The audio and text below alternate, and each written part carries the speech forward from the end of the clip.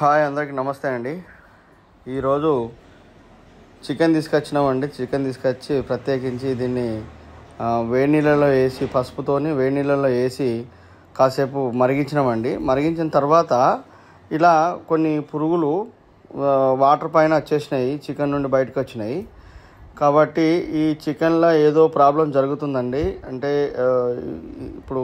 ఇప్పుడున్న సమస్య ఏంటంటే ఎక్కువ శాతం బ్లడ్ ఫ్లో అనేది ఒక సమస్య ఉంది. కాబట్టి ఇవి మేబీ దానికి సంబంధించినవి కావచ్చు అని నాకు అనిపిస్తుందండి. కొంచెం చికెన్ తినేటప్పుడు 100% జాగ్రత్త వహించండి. ఈ చికెన్ దాదాపుగా కొన్ని రోజుల వరకు తినకపోతే కూడా బెస్ట్ అని నా ఆలోచన అనిపిస్తుంది. నాకు అదిగేయండి, చూడండి ఒకసారి.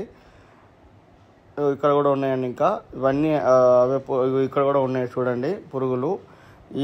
ఇలాంటి పురుగులు రావడం వల్ల మరి మనకు చాలా ఇబ్బంది అవుతుంది కదండి. కాబట్టి దయచేసి ఈ చికెన్ని కొన్ని రోజులు అవాయిడ్ చేస్తే బెస్ట్ అని నా ఉద్దేశం అండి.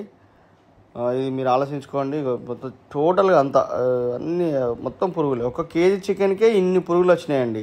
ఇక మరి ఫంక్షన్ హాల్లో అక్కడ ఇక్కడ మరి పెద్దగా ఎక్కువ తీసుకొచ్చి చేస్తారు. మరి అప్పుడు ఎన్ని వస్తాయని తెలియదు. కాబట్టి కొంచెం మీరు జాగ్రత్త వహించండి. ఏదైనా ఫంక్షన్లకు పోయినా కానీ చికెన్ తినడం మానేస్తే బెస్ట్.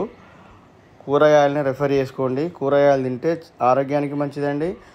తర్వాత ఎలాంటి ఇబ్బందులు కూడా రావు, శరీరంలో ఎలాంటి సమస్యలు కూడా తలెత్తవు. కాబట్టి ఖచ్చితంగా కూరగాయలు తినండి. చికెన్ను కొద్ది రోజులు మాత్రం బంద్ చేయండి. కొద్ది రోజులే, మొత్తం బంద్ చేయాలని అనట్లేదు. కొద్ది రోజులు మాత్రం బంద్ చేస్తే మంచిదండి. నమస్తే.